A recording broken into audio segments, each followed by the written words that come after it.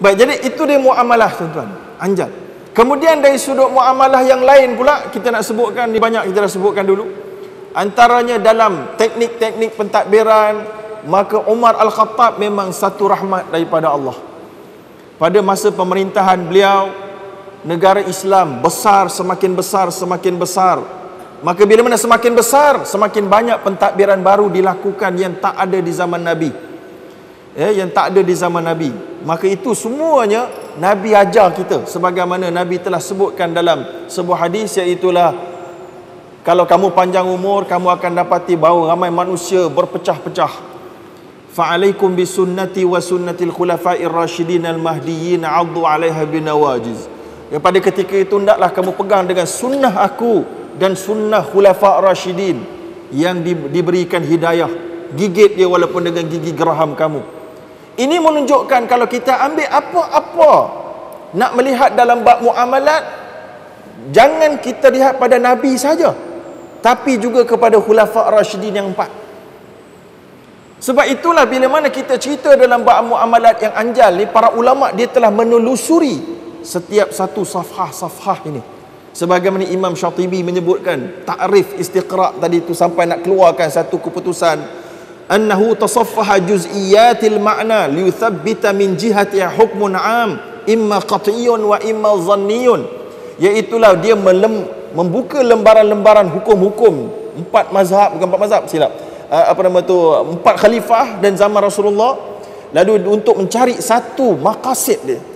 Nak dapat maqasid ni tuan-tuan, kena belajar usul fiqh.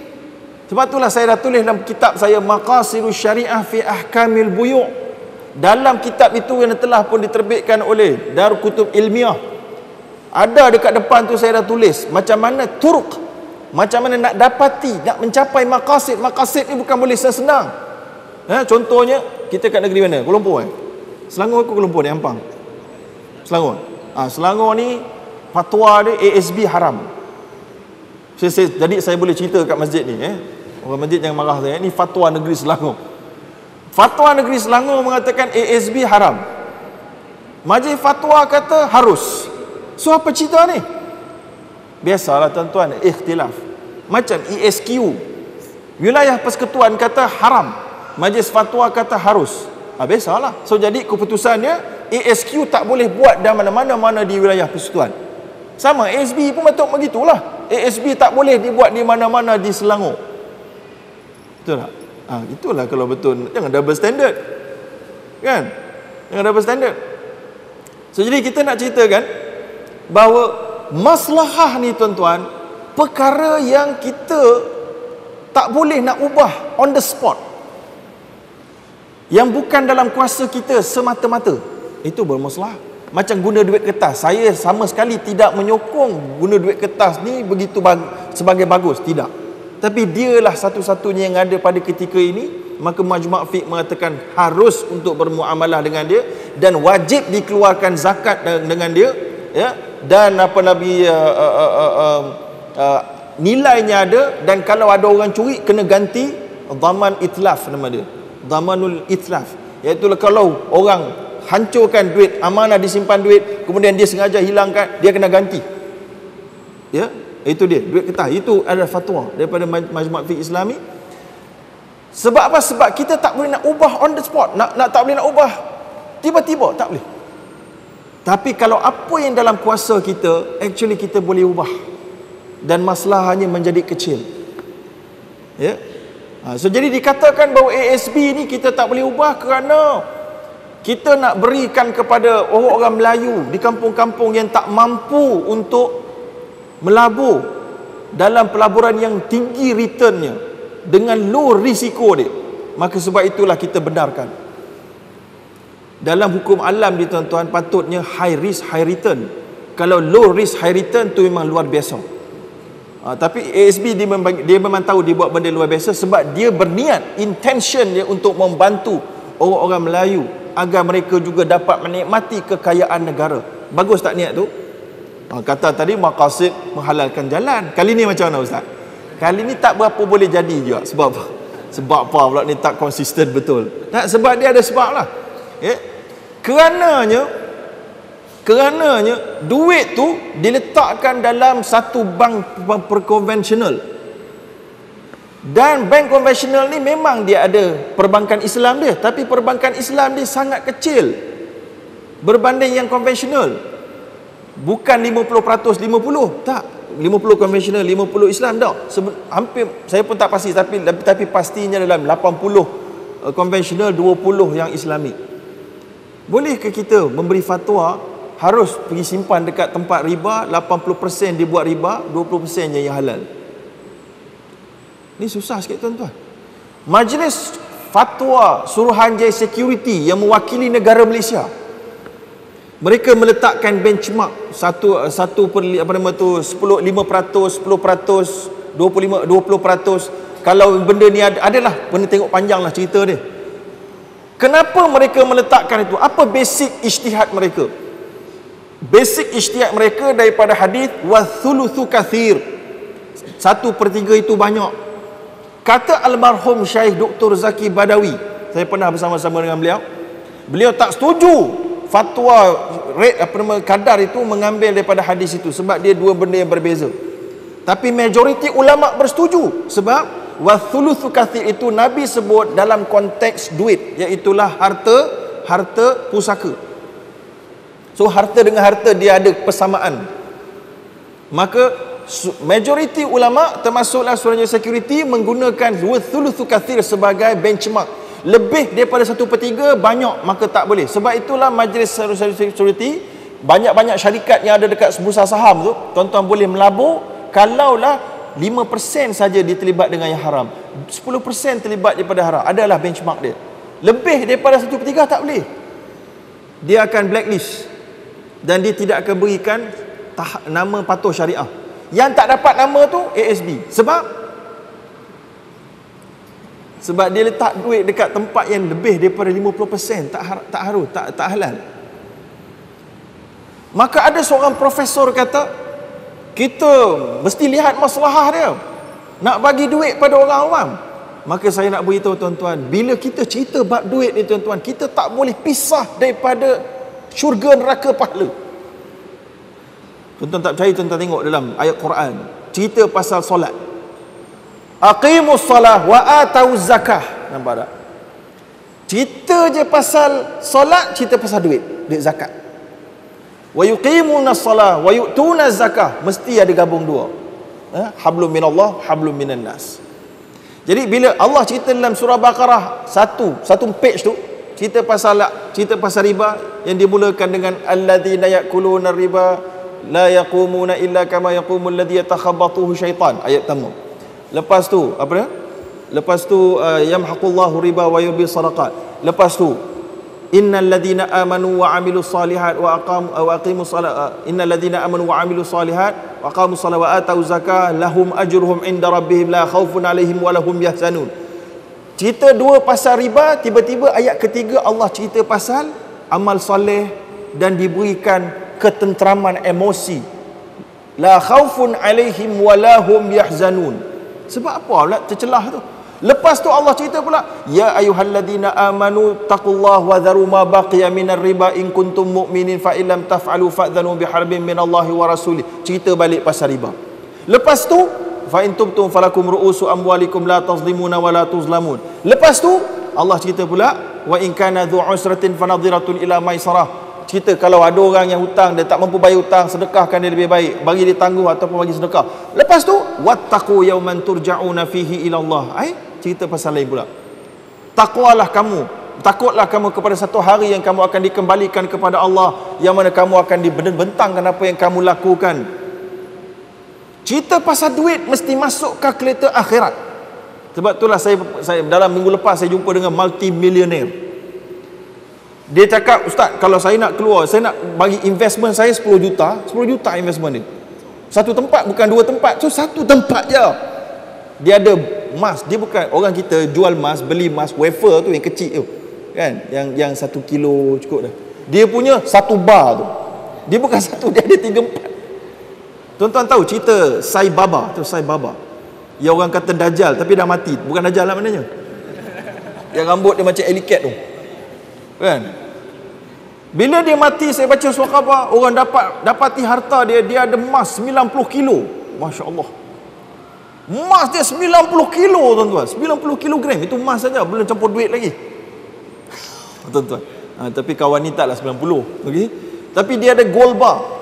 Maka dia kata, masa saya bincang dengan dia nak keluarkan zakat investment dia kata, Ustaz, betul ke kalau kita nak keluar zakat investment, kita kena keluarkan 2.5%? Tapi maknanya kalau pelaburan saya itu tak berjaya mendapatkan keuntungan 3%, rugilah saya. Mana kalau keuntungan saya yang ini deposit halal ni, dia dapat 1% je. Saya keluarkan zakat 2.5%, negatif. Dia tanya betul tak? Katalah begitu kiraan dia. Maka saya tak boleh kecuali saya terpaksa membuka kalkulator akhirat. Ya. Sebagaimana yang disebutkan oleh Aisyah, Rasulullah tanya, "Ma baqiya minha?" Aisyah, kita ada dapat kambing ni. Kambing tu semua orang bersedekah ke orang. Maka Rasulullah tanya, ya Aisyah, apa tinggal?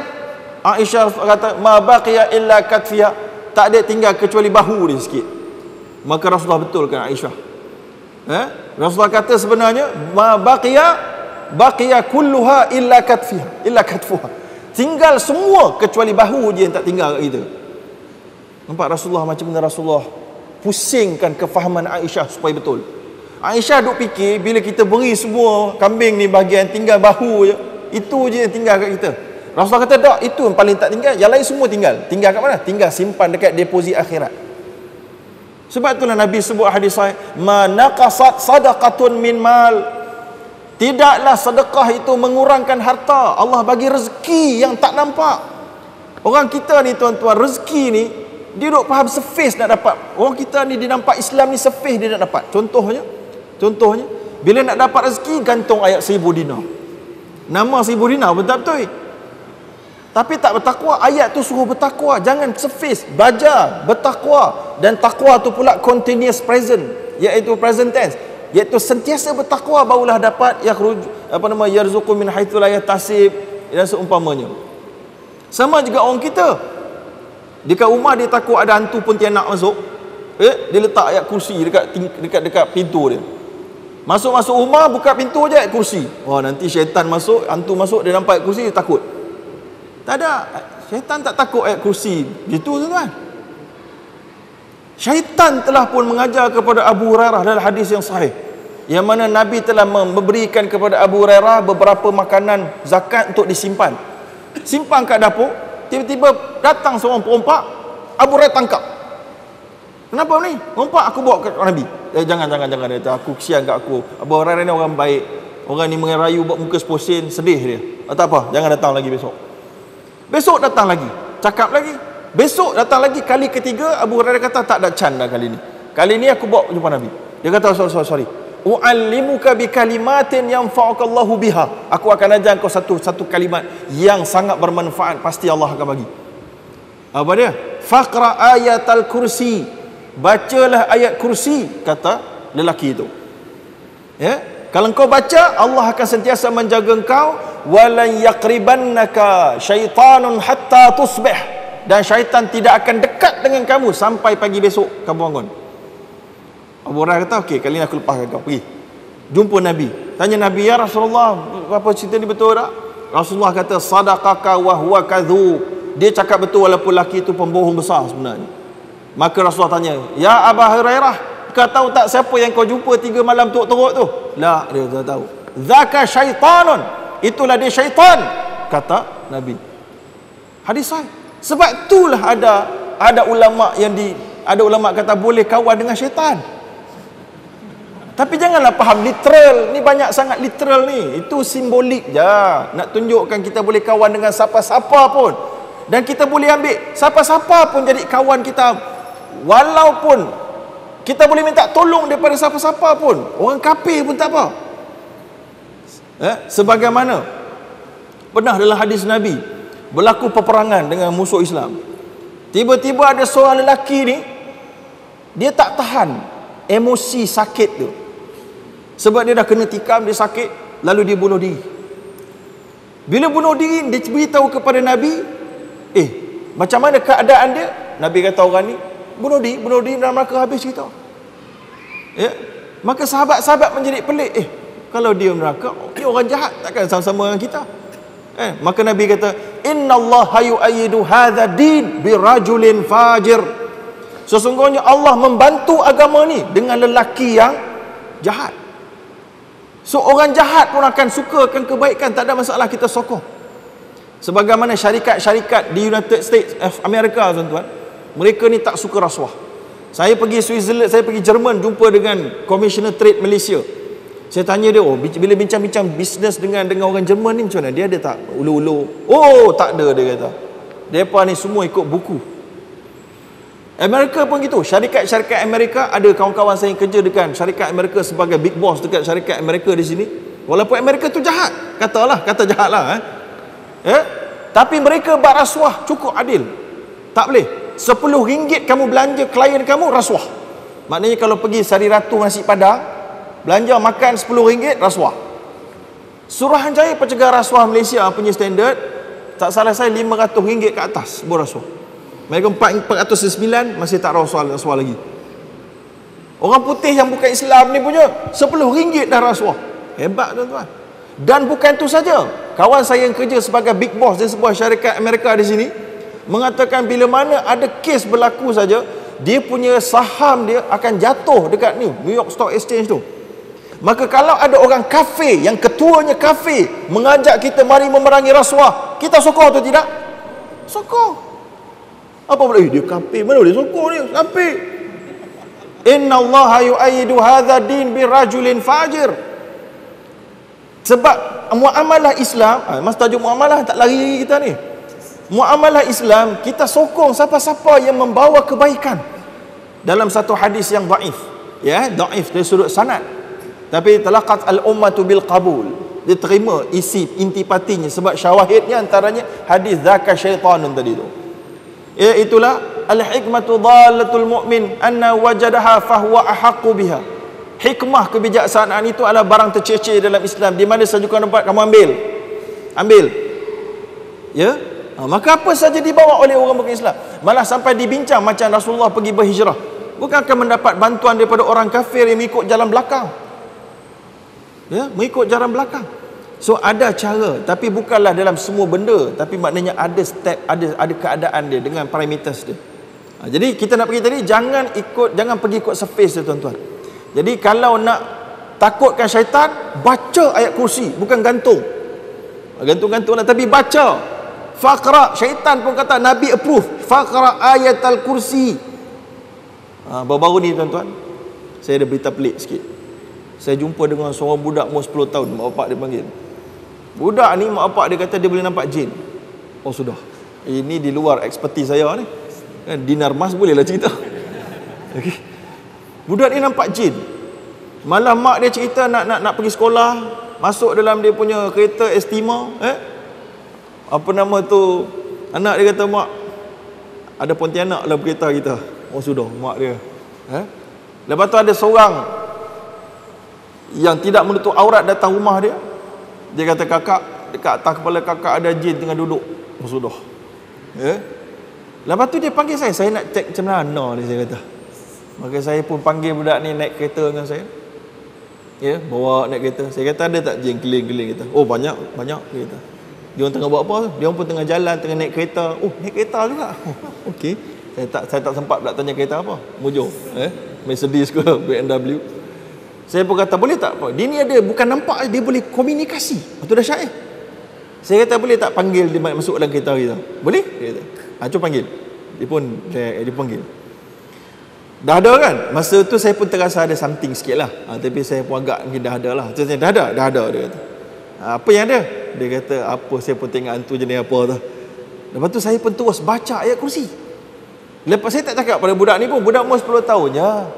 Sebenarnya, ada lagi tak? Tak ada. Dia ni terbang keluar. Okey, tak apa. Satu test pun.